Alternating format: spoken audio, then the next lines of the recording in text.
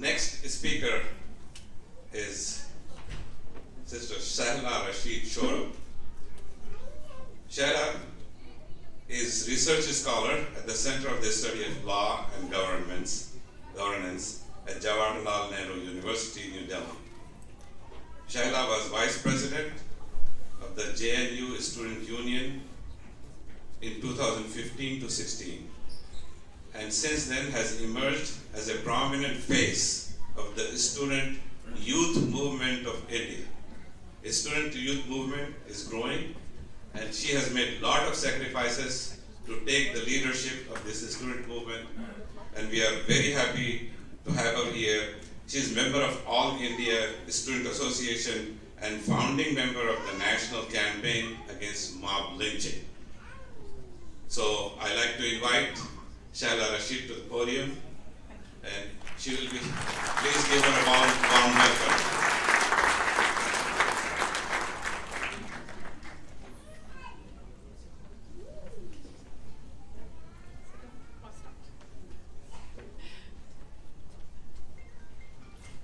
Assalamu alaikum, good evening, namaste to everyone. Thank you so much.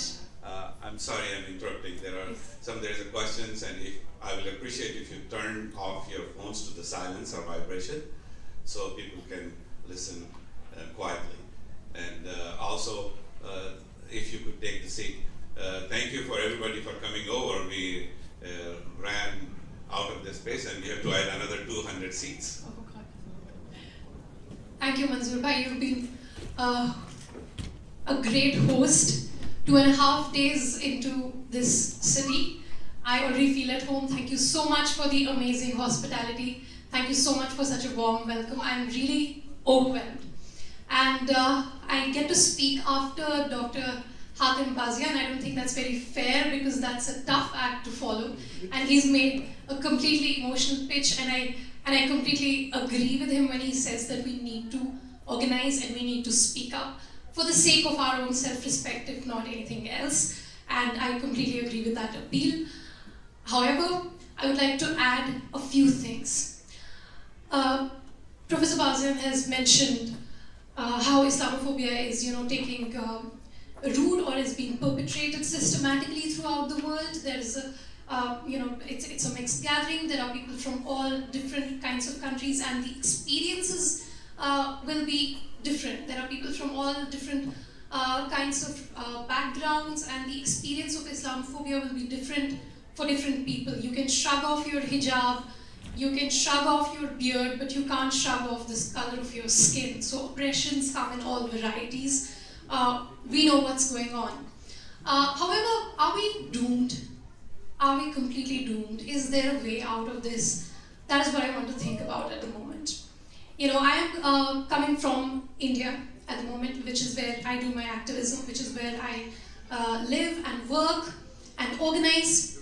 And what is it that we are really up against at the moment? I mean, a common criticism against us is that we are always up against something.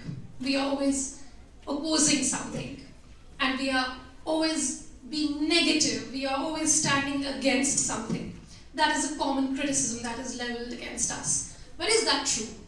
Are we up against something? Are we only doing negative kind of activism? Are we only good at opposing people and not, providing an alternative? I'll come to that in a bit. What is the alternative and what we are supposed to provide? But is it true? I believe at the moment, many of you here, many people generally keep asking me, where do you get your energy from? Where do you get all the motivation from? How do you survive all the trolling and all the abuses that are leveled on social media? I would say we don't have a choice. We are at a point in history, we are at a point where we don't have a choice but to speak up. Much of it comes to you naturally, but much of it is just a question of survival. When politics enters your kitchen, you can't be apolitical at that time.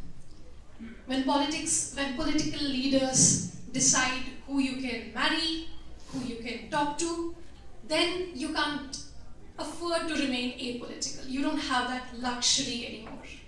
What do I mean by politics entering our kitchens? Just to give you a little bit of the cultural context. In India, many of the castes or in many of the regions, the cow is worshipped as a sacred animal, and it's forbidden for many people, cultural and religious groups. I mean, India is a very diverse country. It is not only divided on the basis of religion, it's also divided on the basis of caste and region and many other complexities, which is also what makes it so fantastic, which is also what makes it so great. I mean, diversity can be a good thing, but diversity, when it's used for political purposes to divide communities, then it becomes a problem. And what we have at the moment is beef lynching, something called the beef lynching, which can come across as a very bizarre thing, right? Because I mean, here, beef is just food. But when you go to India, beef is not just food. Beef is like blood diamonds. It's served in 5-star hotels.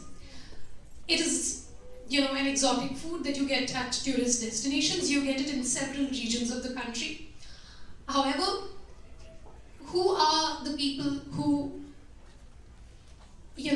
who happen to be in that food chain of production of beef? Who are those people? Who are the people who rear cattle? Who are the people who transport cattle? Who are the people who skin dead cows or remove their carcasses to produce leather later? Who are the people who transport beef to various places, for example, to 5-star hotels, to luxury destinations? And who are the people who export beef to the whole world? Now, India, as you would know, is the biggest exporter of beef. It is the largest exporter of beef. Where is this beef coming from? I mean, it's definitely not coming from outside. It is being produced locally. So, in order to understand what really happens, India is an it's primarily an agricultural country. I mean, agriculture is one of the major occupations of people. Farming is what people do.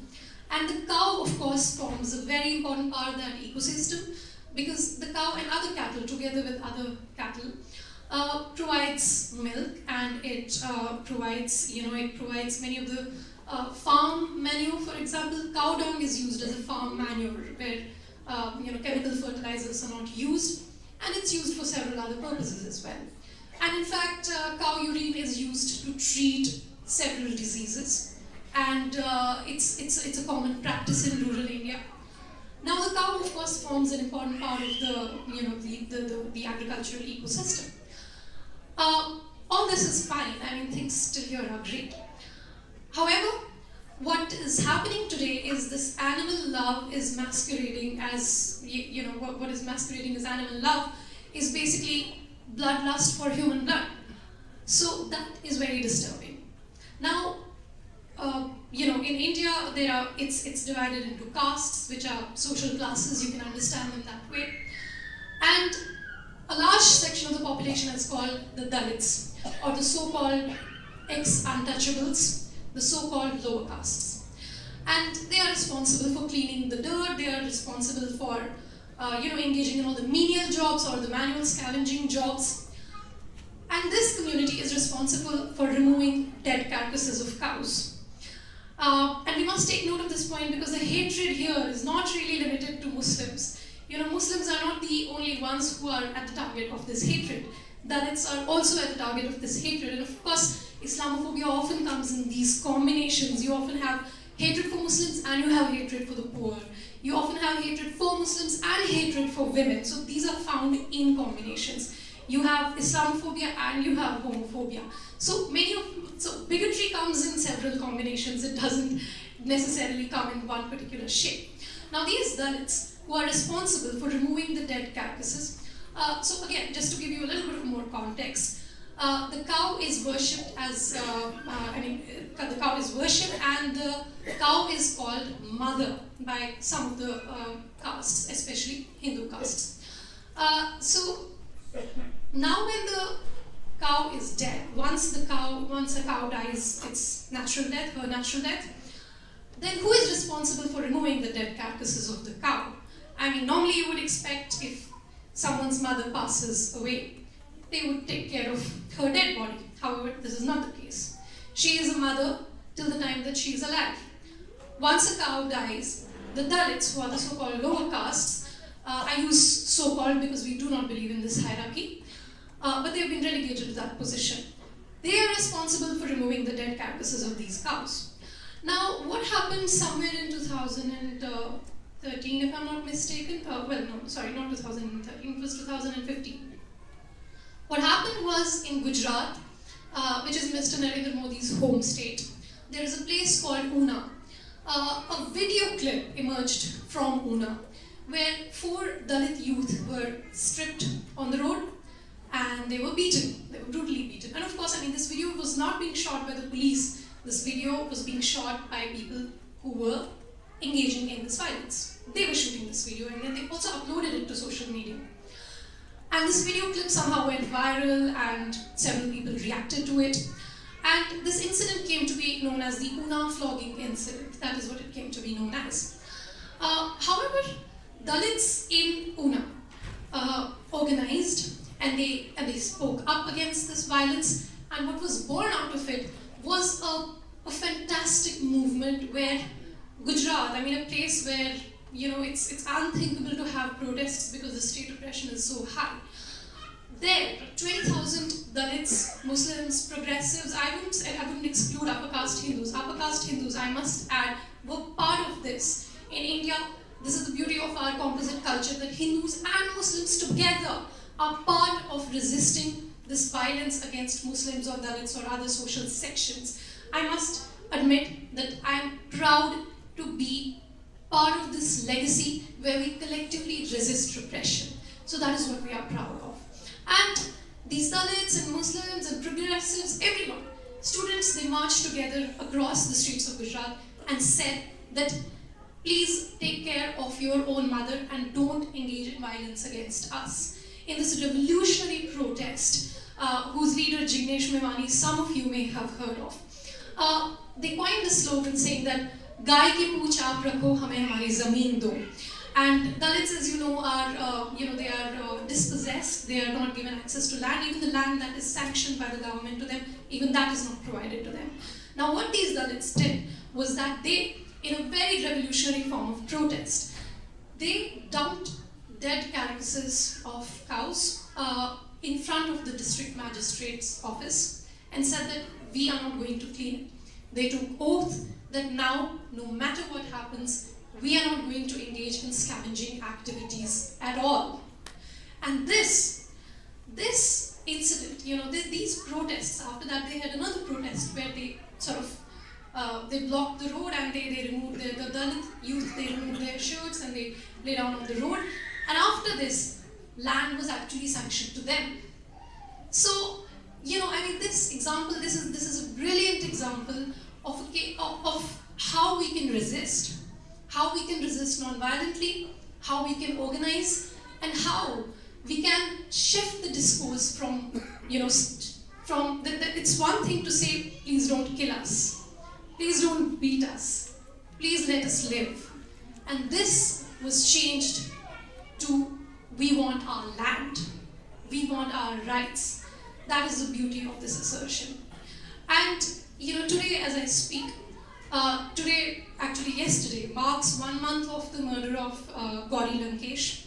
Gauri Lankesh was an Indian journalist. She used to operate in the state of Karnataka in Bangalore.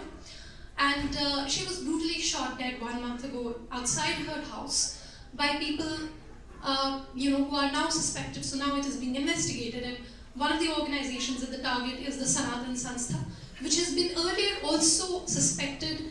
Of course, it is suspected because none of this ever leads to conviction.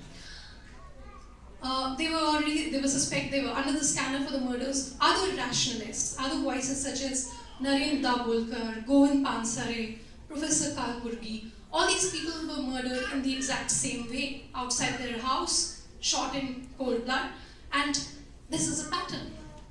Now, where does this pattern start? I mean, is it new? Has it started today? I don't think so. I restrict myself to commenting about India. Professor Bazian has done an amazing job of commenting about so many issues globally, but I would admit that I am not qualified to comment on everything. So I would restrict myself to commenting on India or South Asia at best. So this has started, I mean, we see this as having started not with Gauri Lankesh, not with Dabholkar, not with Kalburgi. This started with the assassination of Gandhi. Now Gandhi, I am sure all of you know, regardless of your background. And our leaders, our Prime Minister, whenever he goes abroad, he invokes the legacy of Gandhi, right? And he says that Gandhi, we come from the land of Gandhi, we are proud to come from the land of Gandhi. Of course we are, sure we are. But our Prime Minister bears, affiliation to Sangh Parivar, which is an umbrella of organizations, which of which the Hindu Mahasabha was a part. Now, the Hindu Mahasabha is the organization to which Nathuram Godse, his assassin, Gandhi's assassin, was formerly associated with. And right now, I mean, we have statues of Gandhi all over the world. We have statues of Gandhi in many of the countries, including the country that he fought against, Britain. There are at least 2 statues of Gandhi in Britain, in public parks, in public places. But in our country, in India, what's happening is that the Hindu Mahasabha, backed of course by the RSS, which is backed by the BJP, which is the political wing. So all of these are, these are organizations, and this is a continuum of most fundamentalist, most violent to less violent to the political wing, but all of them form part of the Sangh Parivar.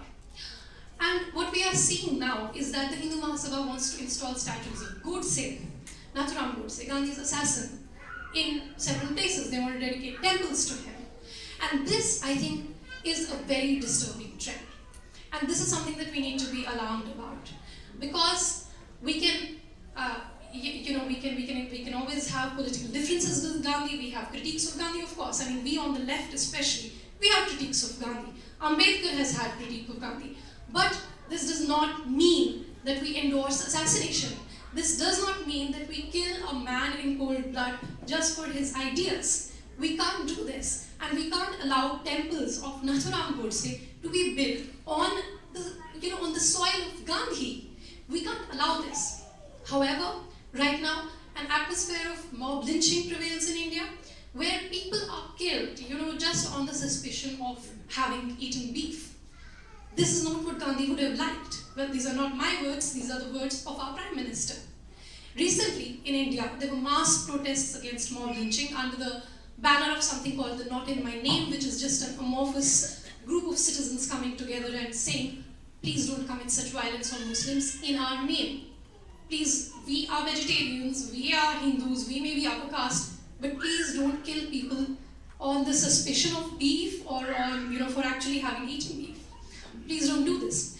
In response to this, this actually forced our Prime Minister to make a statement. And what did he say? Our Prime Minister says that, please don't engage in such kind of violence. Gandhi would not have approved of it. Sure, Gandhi would not have approved of it. But what about Gandhi's killers? Are they approving of it? I would say, sadly, yes. Gandhi's killers, who bear links to the people in power right now, are enjoying complete impunity for these kinds of murders. And, every time you try to make a point about organized violence, every time you try to make a point about targeted killings of Muslims, the retort that you face from the other side is, oh well, Hindus are also lynched. Oh well, not all lynchings happen over beef. Well, lynchings are not a new phenomenon, they are an old phenomenon in our country. So this is the retort. Every time you try to make a point about organized violence, the retort often comes that, oh well, there is stray violence too. Yeah, sure, there is stray violence too. But can we talk about organized violence, please? Can we talk about violence that is being supported by people sitting in the union government? And I'm not making an unsubstantiated point. A union minister went to pay homage to someone who was accused of having lynched a man named Akhlaq in Dadri. It's a place in western Uttar Pradesh where a man was dragged out of his house and lynched by a mob of 60 people just on the accusation that he had beef in his fridge. Another guy, Junaid, was killed on a train just because he was a Muslim. Beef was not involved at all. But however, in this atmosphere of mob lynching, Junaid lost his life. And this is what we are talking about. If these beef lynchings become common, the first target may be Muslims, sure. The first target may be Muslims. In fact, Dalits have already been targeted over this. But it will not stop there. If the state gives sanction to mob lynching, if the government approves of mob lynching, then this is not going to stop at Muslims alone. This is going to affect everyone.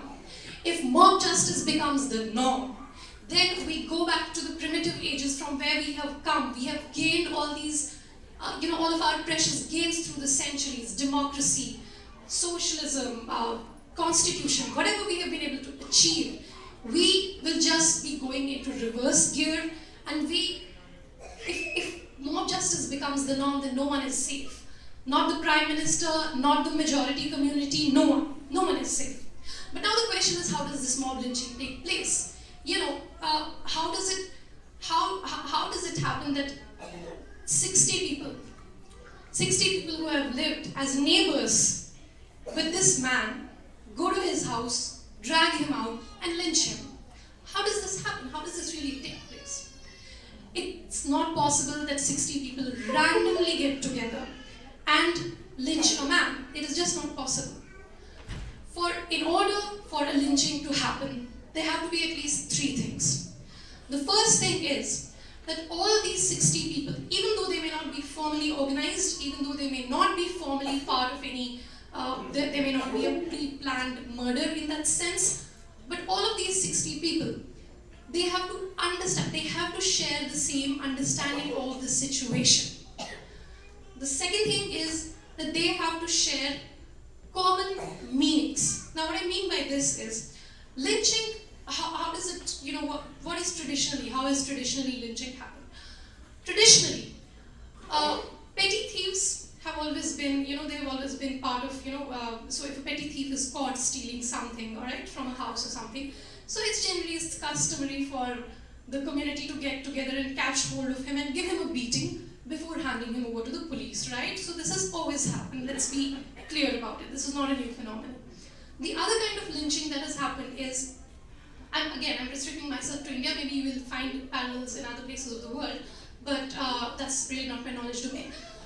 Now in India, you often find that old women, widows, they are branded as witches. They are branded as being, into magic or into witchcraft. And they are often dragged out of their homes, they are paraded in public, and they are often killed. Now you hear a lot about this in rural India. Of course, mainstream media does not highlight this because it's, it's not sensational enough. And these women, the subtext to this whole thing is that a widow, her property is being confiscated. What's really happening is that her property is being confiscated and she is being branded as a witch so that her lynching becomes justified. And that's the third point. The first point being that they have to have an understanding of the same situation. Collectively, they have to have a uniform understanding of the whole situation. The second point is that they have to, all of them have to share an understanding of symbols. They have to share the meaning of the word. So when you say witch, it could mean different things to different people. But people who are involved in lynching an old woman, a widow, they have to share the same understanding of who is a witch, what are the cultural prejudices associated with being a witch. What does a witch do? She engages in witchcraft, she steals children, etc., etc. She brings bad luck.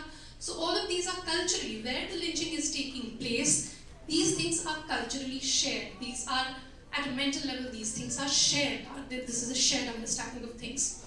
The second thing is that, the third thing is that they have to have an understanding of what treatment does a witch deserve. Now, what is to be done to a witch? She has to be lynched. Now, this is an understanding that the mob has to, sort of share. Or what is to be done to a petty thief? If we find a petty thief, what is to be done to him? He is to be caught and he is to be beaten before handing him over to the police. Now, this can happen. All of this can happen only when there is centuries of indoctrination, There is centuries of folk culture, folk tales that tell us about petty thieves, that tell us about what witches do. All of this has to be a shared understanding. So now, the point that I'm trying to make is that it's not possible for 60 Hindu people to just get together and kill a Muslim man. No, it's not possible. It has to be understood. It has to be seen as being part of an environment of hate. Mob lynching takes place in an environment of hate, in an environment of shared understanding. A shared understanding of what? Who is a Muslim? And Muslim as being understood as an immoral creature, as someone who engages in A, B, C, D things, and that is why they are bad. They are dispensable. That has to be shared, that has to be a shared understanding, because even if one person in the mob were to listen to his true common sense and say, hey, wait, what are we doing? Why are we killing this man? The mob could not function. But the mob has to be seriously, severely indoctrinated to believe that Muslims are inherently bad. And a Muslim means something similar to a witch, a demon, which is why the term demonization or demonizing comes into play.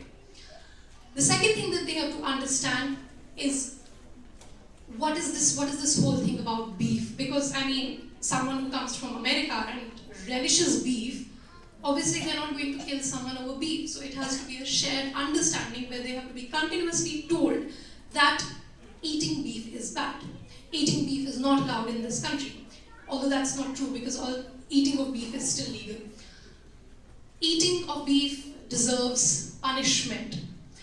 And punishment, because it won't come through the state, because the state has a lot of ambiguous laws. That is why the mob justice has to be delivered. The third most important thing that has to be shared by these people who are in the mob is what treatment does someone who has stolen a cow or someone who has consumed beef deserve? He deserves to die. This understanding has to be shared by the mob. Now, what is happening in our country is that ordinary people, these are not, please mind you, these people who engage in lynching, they are not serial murderers, they are not hardened criminals, they are not paid assassins, they are not mercenaries, they are not professional killers, they are ordinary people. They are ordinary people who, for decades and centuries, have been told tales of how Muslims are bad, how we should not eat cow, how we should prevent anyone from eating cow, how if anyone who eats cow deserves to die, is dispensable, is a second-class citizen, does not have any place in this society. And therefore, what the government is really doing is turning ordinary citizens into criminals. Now, my concern here is not just the Muslims who die. Yes, of course, Muslims die. But the people who lynch, they are non-Muslims. They are, in most cases, they are non-criminals also. And they are being criminalized. For each lynching of a Muslim man, 60 ordinary men who have been mobilized to lynch him go to jail. And that's how the society is being criminalized. That is also my concern. Why should these 60 people go to jail? Why do these 60 people not have jobs? Why would someone just go randomly into someone's house and kill someone? And I guess that's where our hope lies. We are not completely doomed if we seize the moment. If we seize the moment and we tell not just Muslims that lynching is bad. Muslims already know that lynching is bad. They know it. They are on the receiving end of it. But we have to tell non-Muslims. We have to tell our Hindu brothers and sisters how lynching is bad, how that is turning ordinary Hindu men and women into criminals. We have to tell them that. And that is why we came up with the slogan that we want, the youth of India want jobs, not mobs. You know, we don't want to be mobilized into mobs. We want our politicians to provide us jobs, which is for what they have been elected. They have not been elected to tell us how to practice our religion. They have not been elected to tell us who to marry, what to eat. Please leave our religious matters to us. We will decide what to eat, we'll decide what to wear, we'll decide who to marry. Please focus on governance. I guess that's the big takeaway from this whole thing, that we have to tell people, because people right now, as Professor Bazian correctly pointed out, that people are being told that your car engine breaks down because of Muslims. It is true. It might seem like a joke, but it is true. That is what people are being told. People are being told that the economy is bad because Muslims. That jobs are not there because Muslims. This is the basis of any fascist ideology, to create an other on whom every social evil can be blamed. Now, when our government talks about gender, gender is communalized. When our government talks about development, development is communalized. Because there is one thing that the government says, but at the ground level, the implementation, the people who are, actually how it translates and permeates on the ground is very different. The slogan then takes on a different meaning at the ground level, which is very communalized. I'm aware that I'm taking a lot of time, I'm sorry, but I would just like to give 3 examples of this. So there's something in the in the state of Uttar Pradesh, there's something called the anti-Romeo squads. So what is this anti-Romeo squad? It is supposed to be a vigilante police against sexual harassment. So, but this is very ridiculous, because first of all, for those of you who are literature students, I know that you will be offended, because Romeo was not a harasser. Romeo did not harass anyone, he did not sexually harass anyone. He was just a lover. And what is really happening is that the BJP government, which is the ruling party in India right now, the BJP government in Uttar Pradesh is calling these anti-Romeo squads as something that will prevent sexual harassment. But is that really happening? These anti-Romeo squads, these vigilante groups, these have been known to attack couples. And it becomes especially a problem if it's an interfaith or an intercaste couple. Because then, we are talking about a context where people get killed just for marrying outside their religion or marrying outside their caste. People actually get killed. There's something called the honor killing, which is basically dishonor killing. And we are talking about that, and these vigilante mobs, they catch couples. However, the subtext, if you talk to people in Uttar Pradesh, if you forget the media and you forget everything, if you talk to common people in Uttar Pradesh, the subtext, how this is being consumed by people is not necessarily what is shown in media. In media, yeah, it's a great thing, right? Anti-sexual harassment squad, great thing, what is bad about it? But if you actually look at the context on ground, how this is consumed by the voters of the ruling party, how this is understood and internalized, is that Muslims harass our women. Muslims take away our women. Muslims marry our women. So gender is completely communalized. It's not that simple.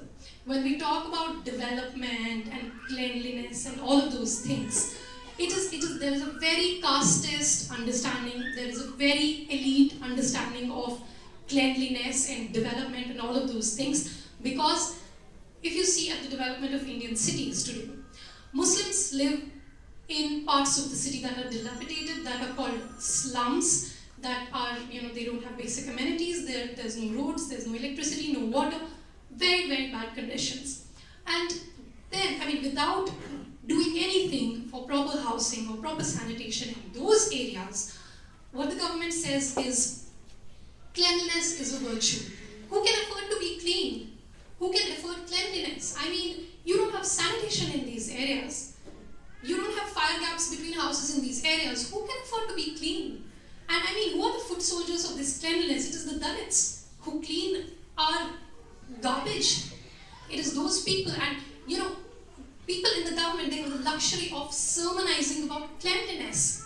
Whereas actually, people who go down in the gutters, even today, people go down gutters, I'm talking about Dalits, they go down the gutters and clean the gutters manually. And we are talking about space research, and we are talking about nuclear weapons. This is the situation. I'm here broadly representing the South Asia region, I would say, right? And one of the biggest arms exporter to South Asia is the United States of America and Israel. And the biggest importers of weapons are India and Pakistan.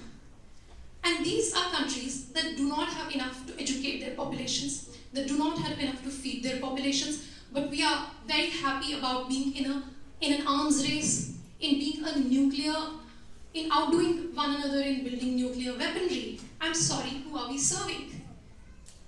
We are here to appeal for peace, because the people who get hit by war are common people. The people who are hit by war are the poor people.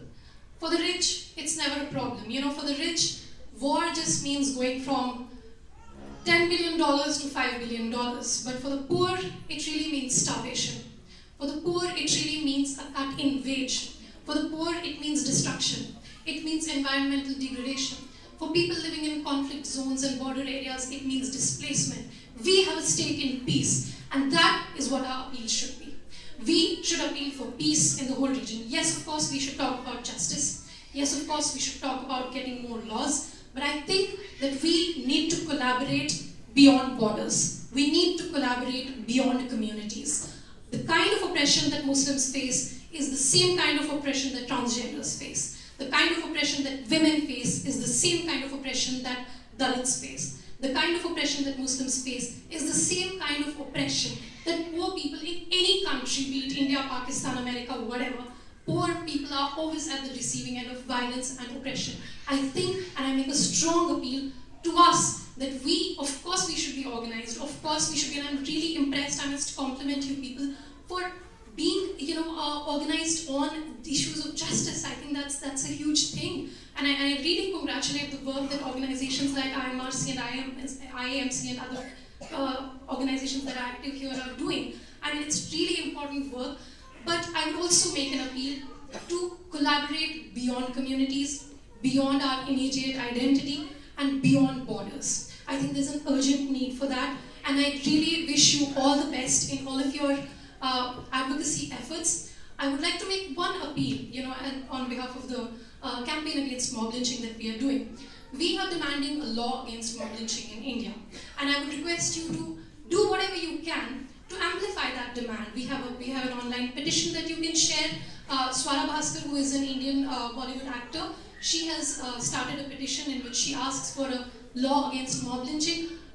You could organize something here. You could give a representation to your elected representative and ask them to, take it up with our government. Because the US Senate has formally apologized. The US Senate has formally apologized to black people for not having passed the anti-lynching law.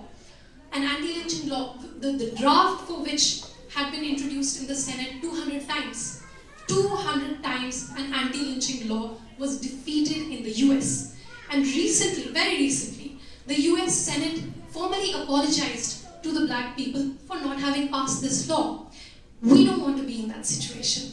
We don't have to commit the mistake ourselves. We have America to learn from. We can learn from America's mistake and not repeat that mistake and pass an anti-lynching law now. And the victims' families, their lives and livelihoods are completely destroyed. If some of you can do whatever you can to support families of lynching victims, I think that will be a great help. Support them in their legal battles, because usually the person who is lynched happens to be a male, and usually the male happens to be the breadwinner of the family, which means that after the lynching, the family is just without any income. And I would really appeal to you all to do whatever you can to raise this demand, to amplify our demand for an anti-lynching law, because we don't want to apologize 500 years later to the Muslims and Dalits of this country, of India, for not having passed a law against lynching. Thank you.